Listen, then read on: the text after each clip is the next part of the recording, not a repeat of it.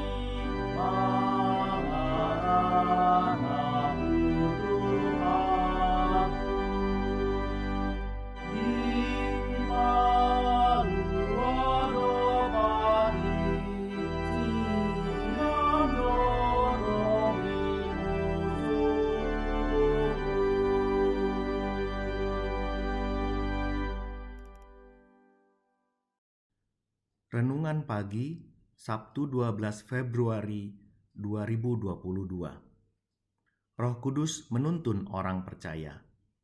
1 Korintus 2 ayat 10. Karena kepada kita Allah telah menyatakannya oleh Roh, sebab Roh menyelidiki segala sesuatu, bahkan hal-hal yang tersembunyi dalam diri Allah.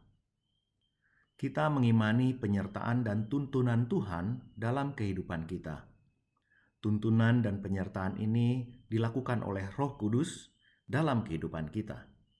Hal ini adalah pemenuhan janji Tuhan Yesus akan seorang penolong yang akan menyertai kita dan telah dicurahkannya bagi kita, yaitu Roh Kudus.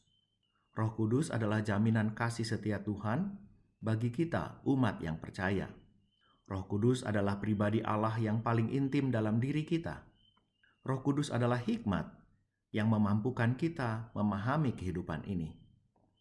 Banyak orang melihat masalah menjadi tembok kemustahilan untuk diruntuhkan. Banyak orang melihat persoalan menjadi lautan yang luas yang mustahil untuk diseberangi. Itu terjadi karena mereka melihat masalah hanya dengan menimbang kekuatannya sendiri. Tetapi tidak demikian dengan orang percaya. Tuhan ada bersama kita. Percayalah, Tuhan punya rencana bagi dunia ini. Tuhan punya rencana bagi gerejanya. Tuhan juga punya rencana bagi setiap pribadi yang mengimaninya.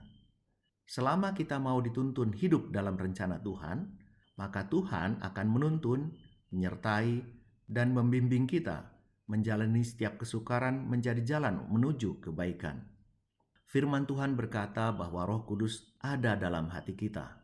Artinya, Tuhan itu siap menjadi motor penggerak, memberi kekuatan kita dan keteguhan bahwa kita pasti mampu melalui masa-masa sulit, sebab Tuhan bersama kita.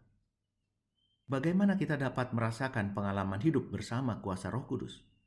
Apakah kita mau melihat apa yang telah Tuhan perbuat dalam hidup kita? Lihatlah apa yang telah Tuhan kerjakan dalam hidup kita sehari-hari. Jika kita tahu bagaimana kita harus bersyukur, mengagungkan nama Tuhan dalam hidup kita, maka itu merupakan langkah yang tepat untuk mengizinkan kuasa Roh Kudus menuntun, menyertai, dan membimbing hidup kita. Roh Kudus telah dicurahkan kepada kita sebagai wujud kasih setia Tuhan dalam hidup kita. Tuhan tidak jauh dari kita.